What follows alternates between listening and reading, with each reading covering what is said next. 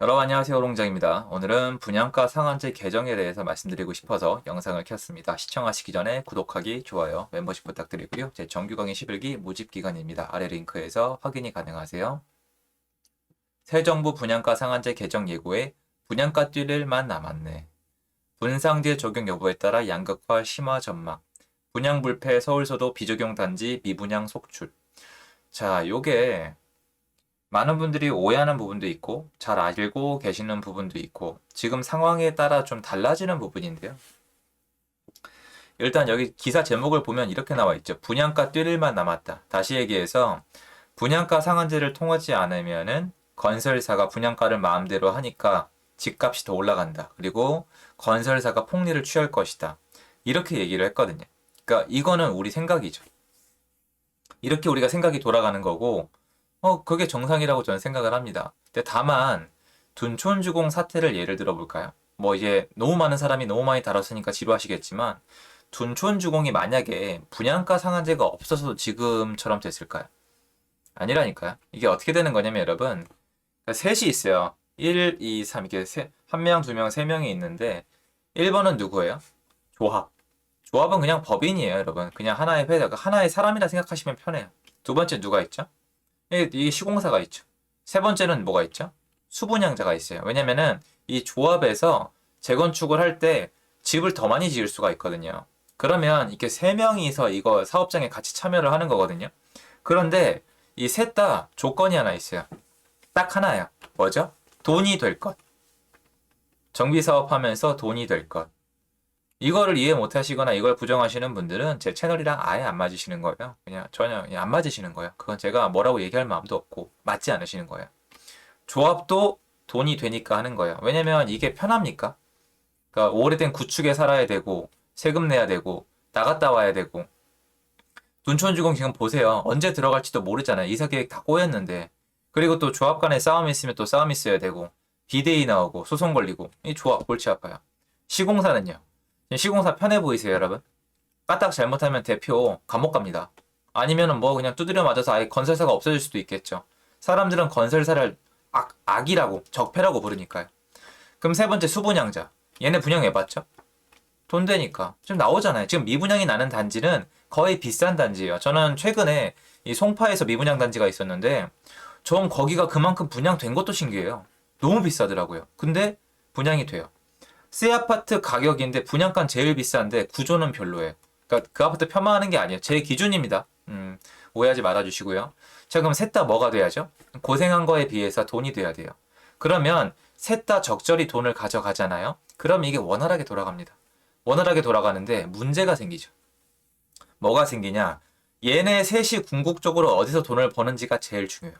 얘네 셋이 궁극적으로 돈을 어디서 버냐? 얘네 돈 주머니가 사실은 여러 개가 있겠지만 궁극적으로 하나만 쭉 꼽으라면 뭐냐면 신규 분양물이에요.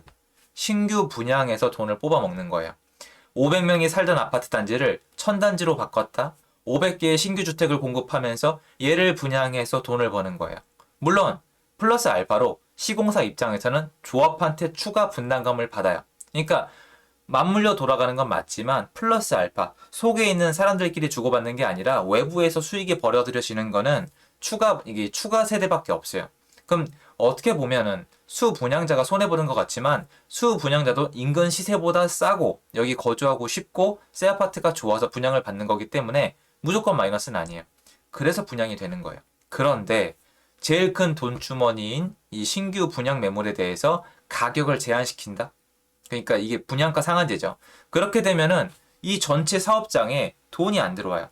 어떻게 된 거냐면 조합이 있고 시공사가 있고 수분양자가 있으면 수분양자만 대박이 나는 거예요. 새로 지은 아파트 단지를 헐값에 넘겨야 되니까. 제가 다시 말씀드렸죠.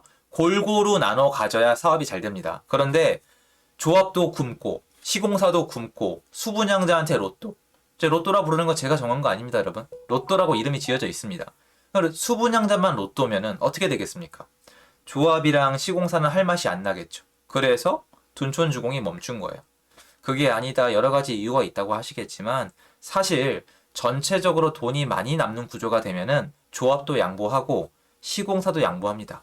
어차피 돈 문제 때문에 스탑이 된 거예요. 정의 타령이 아니라. 그러면 분양가 상한제가 풀려져 있었으면은 수분양자가 많은 돈을 내게 돼 있었으면 시공사가 원하는 돈을 받을 수 있을 만큼 돈이 생겼다면은 이게 해결이 바로 된다는 게 아니라 조합 측에서 양보가 가능하죠.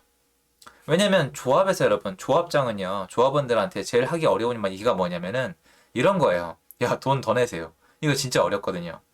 여러분 이런 거 없으세요? 대학교 때 예를 들어서 여행을 기획을 했어요. 친구들이랑 뭐 10명이고 20명이고 좋은데 여행을 가기로 했는데 1인당 돈을 15만 원을 걷기로 했는데 이게 하다 보니까 자꾸 뭐가 잘못돼서 15만 원에서 20만 원, 25만 원, 30만 원 이렇게 늘어나잖아요. 그럼 얘기 꺼내기 쉬워요? 각오도 욕먹죠, 잘못하면은. 이게 문제니까 조합장은 조합원들한테 추가 분담금 더 내란 얘기를 하기가 되게 어려워요. 그리고 조합장은 까딱 잘못하면은 고발을 당하거나 잘리거나 봉변을 당하게 되어 있습니다. 굉장히 예민한 위치란 말이에요. 그러면 조합원들한테 추가 분담금 올리라는 얘기 못하죠. 왜 못해요? 돈이 없으니까. 돈을 어떻게 벌어요? 이 신규 분양이 있어야 돼요. 신규 분양 어떻게 합니까? 비싸게 팔아야 되는데 싸게 팔라고 하잖아요. 그러니까 시공사에서 뭔가 요청을 했을 때 받아들일 여력이 없어요. 예산이 짜여져 있는 거예요, 이미. 받아들일 여력이 없어요. 그럼 시공사랑 서로 말이 안 틀어지잖아요. 그런데 이게 재밌는 게 있습니다. 시공사가 엄살을 부리고 돈을 더 달라고 할 수도 있어요. 물론 여기 굴지의 대기업들이지만 더 달라고 할 수도 있지만 사실 이게 정작 만약에 엄살 부리는 거면요, 여러분. 엄살 부리는 거면 조합에서 노 했을 때 공사를 계속합니다.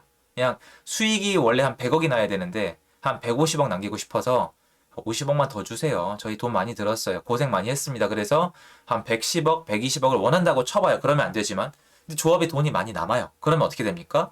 서로 협의해서 좀 더 줄 수 있단 말이에요.